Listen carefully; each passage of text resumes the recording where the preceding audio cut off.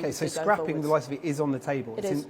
Is it? It is, yeah. There have been reports recently that you might be considering funding the BBC out of direct taxation, money from the Treasury, which brings all sorts of questions in about how impartial the BBC can remain. Yeah. Is that on the table? It isn't, actually, and I didn't want to get into ruling out options at this stage, but general taxation is not a funding model that we're considering, not least because it leaves the BBC open to political interference. So general taxation is not something we're considering, but we are thinking very radically and creatively about the future of the licence fee. Are you thinking of scrapping the licence fee? Well, look, at the moment, what happens is the licence fee negotiations take place, fewer and fewer people pay it.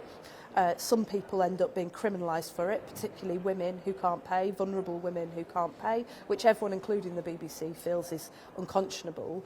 And it doesn't raise enough money to fund things like the BBC World Service. So every year, the BBC has to come back to government and ask for an uplift in their funding to be funded through general taxation. So we're looking at all the options for how we might bring in a much more sustainable funding model for the BBC. Okay, so scrapping the licence fee is on the table. It is.